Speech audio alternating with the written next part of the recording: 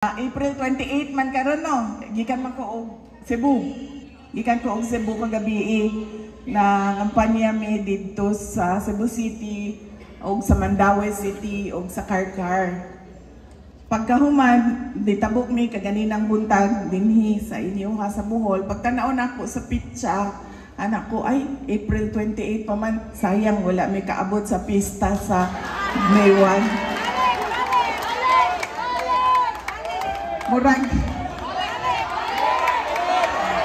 magulat na lang kung piyesta din kung saan na lang ako ang kampanya kabaw mo sukad bata pa ko makadungog na yung kuanang piyesta sa Bohol nga mulubog daw ang isla sa Bohol panahon sa Mayo kay manguli ang tanan mga bulanon tungod sa piyesta pero wala pag yun ko nakasulay o kanang piyesta sa Bohol na abli daw tanan balay musulod lang ka, mukaon ka, mugawas ka bisan asa.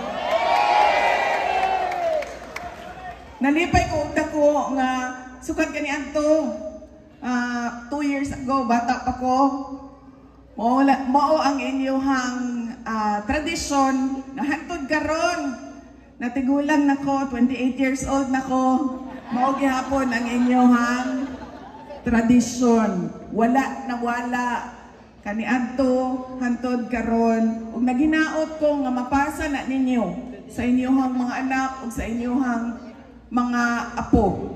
Ang pag-celebrate nato sa ato ang mga fiesta pagpasalamat sa Ginoo sa grasya nagigasa sa ato ug sa ato ang mga pamilya ug sa ato ang lugar dinhi sa Bohol.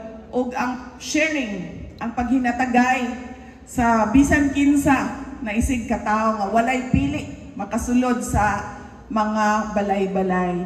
Sa sunod na lang pohon, mobalik ra ko para sa kay kinahanglan pa ko moderecho para sa kampanya. Mobalik na pud mi og Leyte para sa amo ang kampanya sa mga musunod na adlaw. Pagaman motabok nami padulong Mindanao para pod sa mga senators. Ang